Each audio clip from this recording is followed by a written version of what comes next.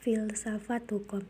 Filsafat hukum adalah filsafat hukum yang diterapkan pada hukum atau gejala-gejala hukum. Dalam filsafat, pertanyaan-pertanyaan paling dalam dibahas dalam hubungan dengan makna, landasan, struktur, dan sejenis lainnya. Dalam filsafat hukum, pertanyaan-pertanyaan ini difokuskan pada keterberian yuridikal.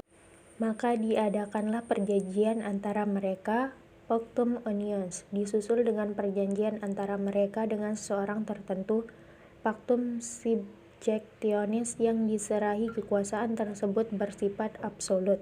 Yang kedua berbeda dengan Hobbes.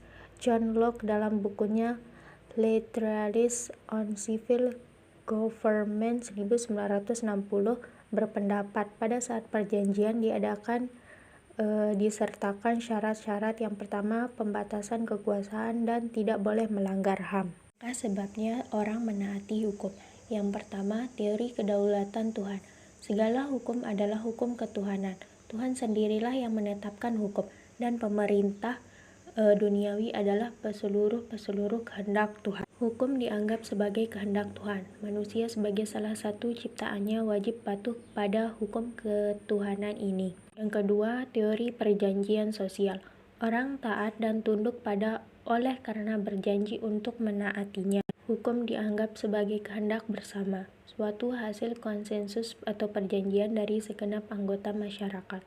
Dalam kegiatan dan perjanjian sosial, Thomas Hobbes dalam bukunya De Cive 1642 dan Leviathan 1651 pada intinya mengemukakan pada mulanya manusia hidup dalam berperang, menurut Bella Omnium contra omnes, agar tercipta suasana damai dan tentram.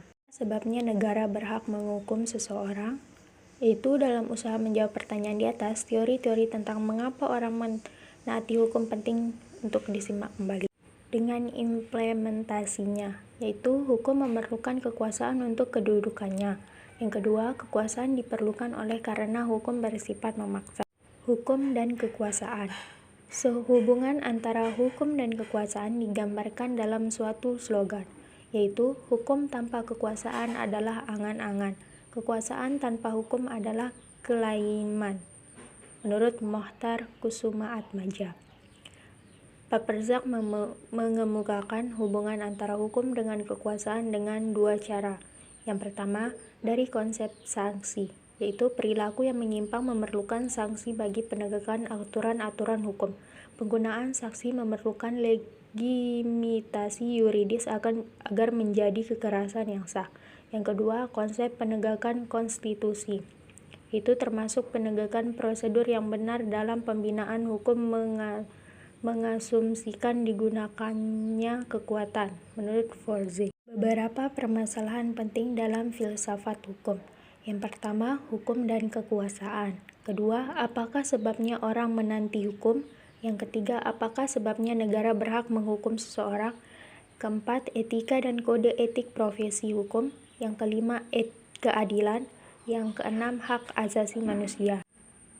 Dalam keputusan filsafat hukum didefinisikan sebagai sebuah disiplin spekulatif yang berkenaan dengannya penalaran tidak selalu dapat diuji secara rasional dan yang menyimpulkan diri dengan latar belakang dari pemikiran. Kedua, sebagai refleks atas dasar-dasar dari kenyataan atau yuridikal, suatu bentuk berpikir sistematikal yang hanya merasa puas dengan hasil-hasil timbul dari dalam pemikiran atau kegiatan berpikir itu sendiri yang mencari suatu hubungan teoretikal terefleksi yang di dalamnya gejala-gejala hukum dapat dimengerti dan dipikirkan. Yang ketiga, sebagai disiplin yang mencari pengetahuan tentang hak-hak atau sifat dari keadilan, pengetahuan tentang bentuk keberadaan transaden yang imanen dari hukum, pengetahuan tentang nilai-nilai yang di dalamnya hukum berperan tentang hukum dan keadilan, pengetahuan tentang struktur dari pengetahuan tentang moral dan dari ilmu hukum, dan pengetahuan tentang hubungan antara hubungan dengan moral.